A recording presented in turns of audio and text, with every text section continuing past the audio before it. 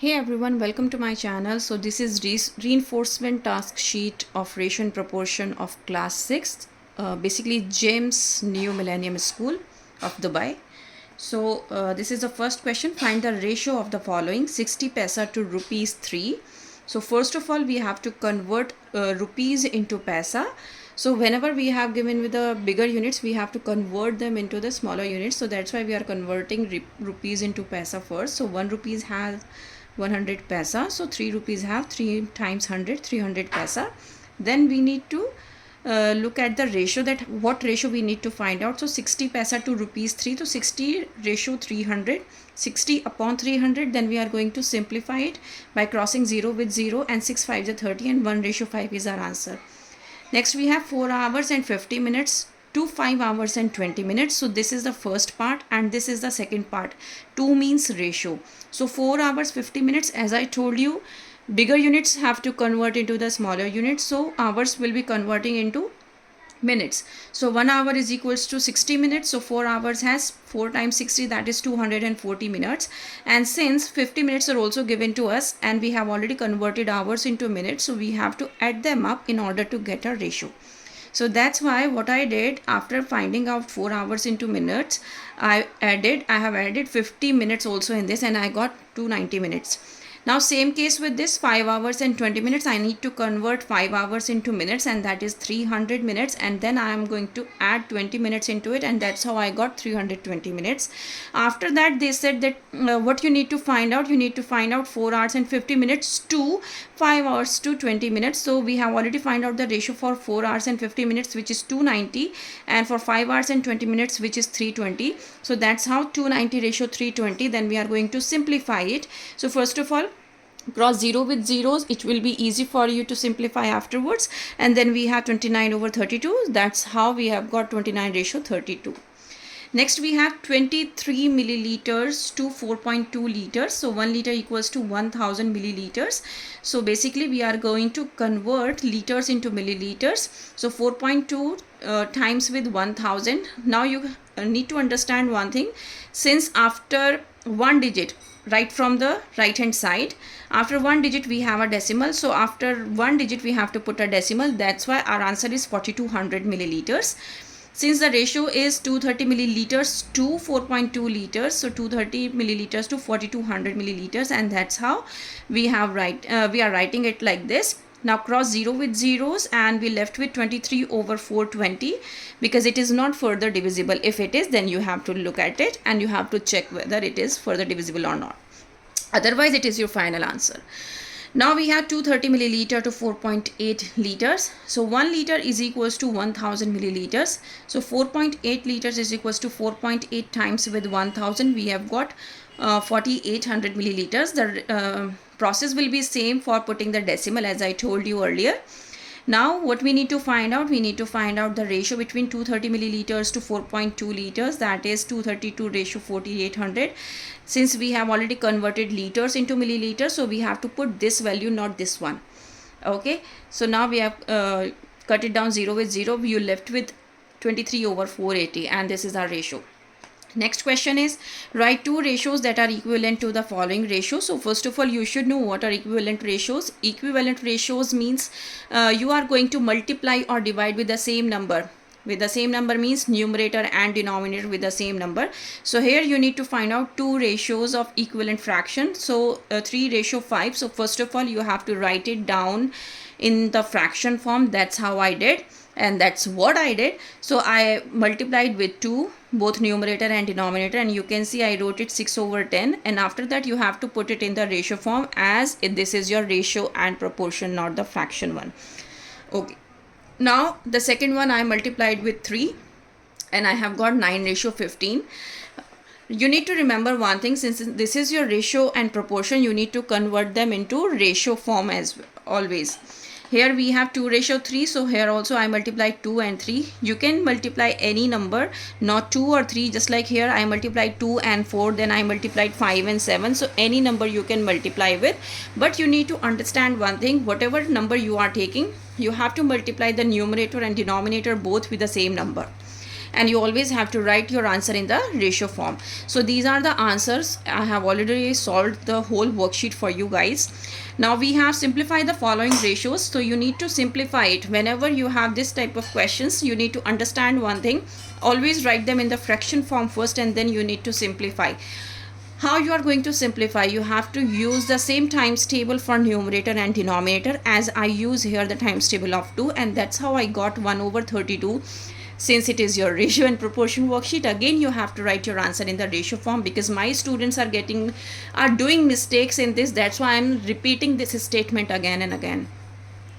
Now this is 3 ratio 42. We have to simplify this number. So 3 over 42. So I simplified the number with 3, and that's how I got 1 over 14. Again you need to convert it into, you need to write it into the ratio form. Now we have 5 ratio 65. So 5 over 65 will be divided by 5, and that's how you have got 1 over 13.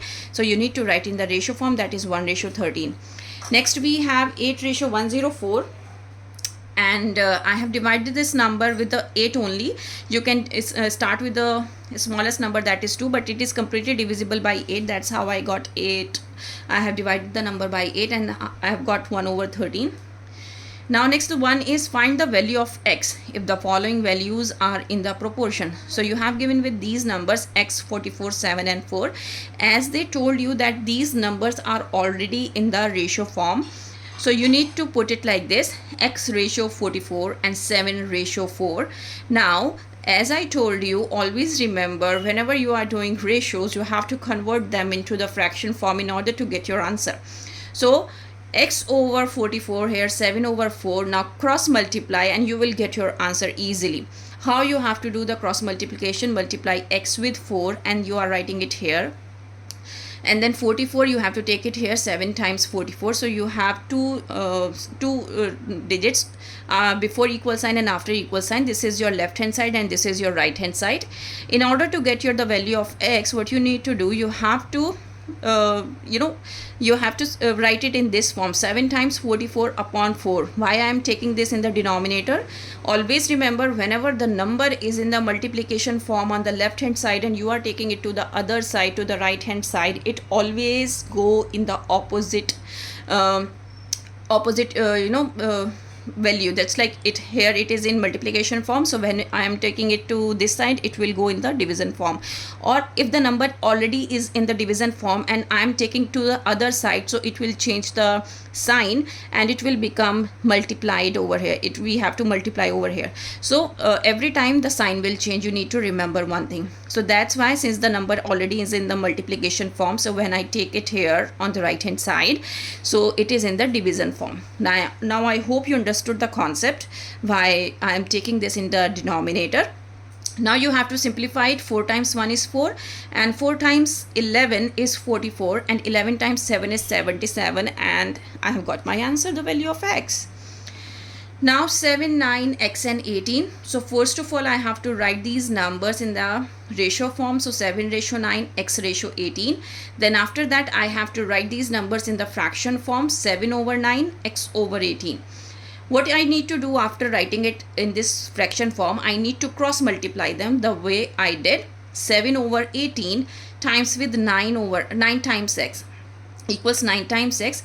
Here also the number is in the multiplication form with x. Since I need to find out the value of x, so that's why I'm taking this number to this side, and this will go in the denominator, as I told you earlier. Now we have to simplify this. 9 times 1 is 9, 9 times 2 is 18. So finally my answer is 14. Next we have 70x, 140 and 196. So first of all, I need to write down them in the ratio format. After that, I need to write down them in a fraction form. Then cross multiply 70 times 196 and x times 140.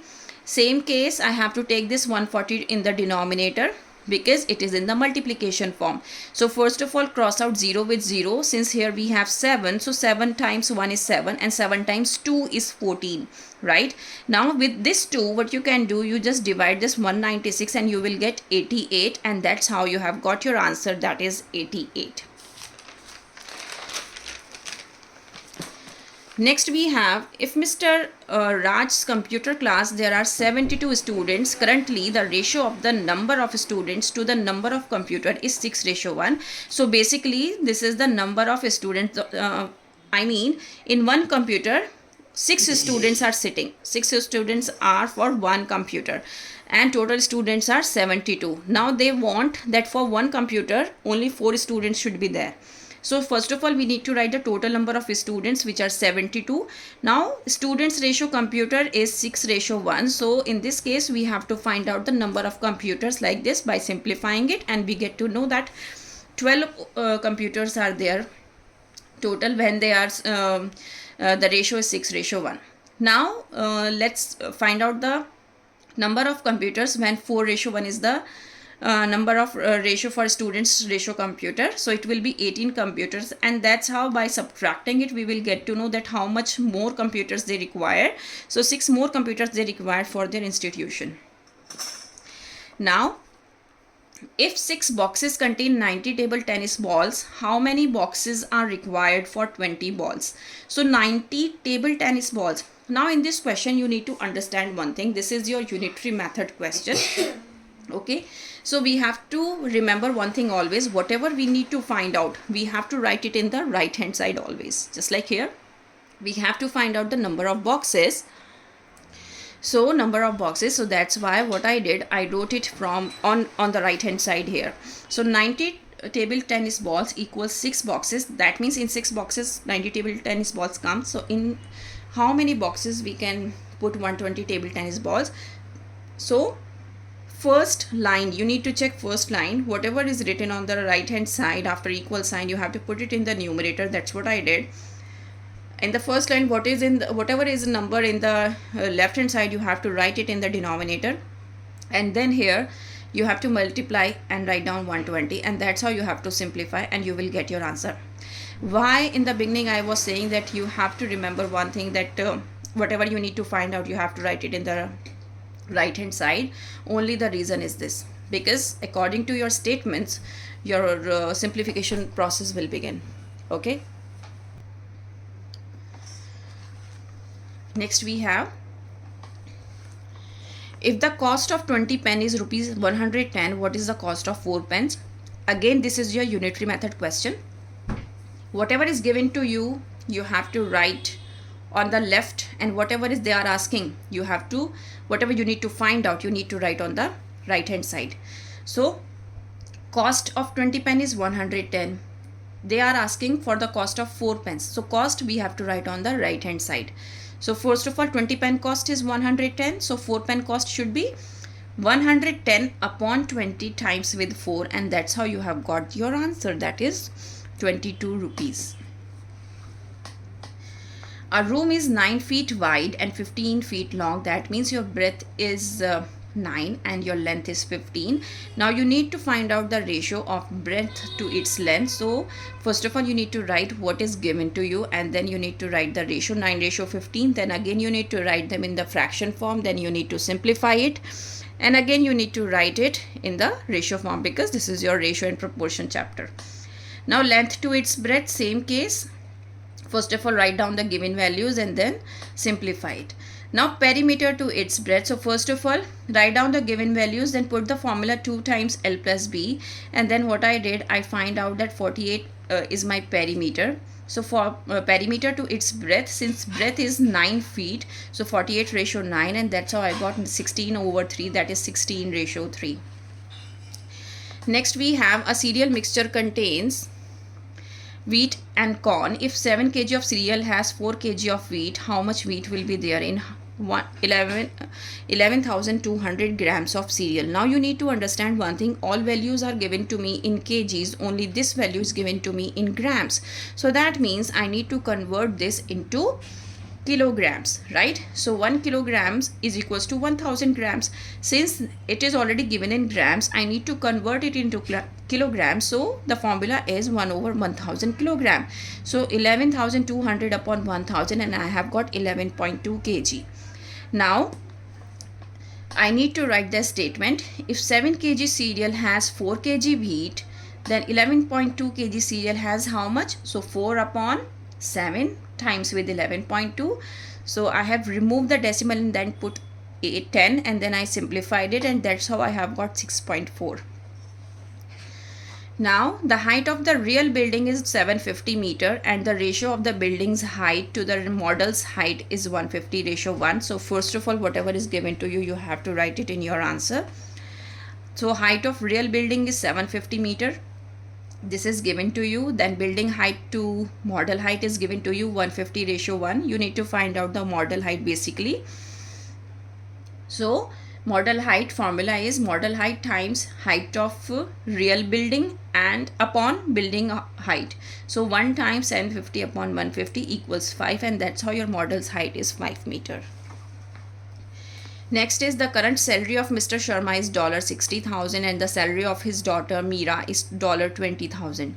Using this information, find the ratio of the current salary of Mr. Sharma to the current salary of Meera. So first of all, you need to write whatever is given to you. Mr. Sharma's salary is $60,000. Meera's salary is $20,000. Then you have to write it in the ratio form, in the fraction form. Cut all zeros with zeros, and 2 times 1 is 2, 2 times 3 is 6, and that's how the ratio is 3:1. Next we have Mr. Sharma's salary to Meera's salary when Meera was earning rupees 15,000. So Mr. Sharma's salary was same, but this time Meera's salary is changed. It is 15,000. So Mr. Sharma's salary to Meera's salary 60,000 upon 15,000. Cross zeros with zeros, and you left with 60 over 15. So divide the number with 5 first, and then you can divide the number with 3, and you have got 4 over 1. So 4:1 is the answer that you have got. Next we have Mr. Sharma's salary in 5 years to Meera's salary in 5 years, assuming both receive a raise of $10,000. So Mr. Sharma's salary in 5 years. So first of all, current salary is $60,000, raise is $10,000. So new salary will be $60,000 plus $10,000. It will be $70,000. Now Meera's salary in 5 years, current salary is $20,000, raise is $10,000. New salary will be $20,000 plus $10,000. It will be $30,000. So now the ratio of Mr. Sharma's salary to Meera's salary in 5 years is 70,000 over 30,000, and you have got 7 over 3, that is 7:3. Next we have Mr. Sharma's salary to Meera's salary when Mr. Sharma's salary was rupees 45,000. So this time Meera's salary is 20, but Mr. Sharma's salary was 45. So 45,000 upon 20,000, and you have got 9 over 4, and the ratio is 9:4. I hope you understood the whole worksheet because I solved it completely, and this is really helpful for you. Please like, share and subscribe for more videos. That's all. Thank you.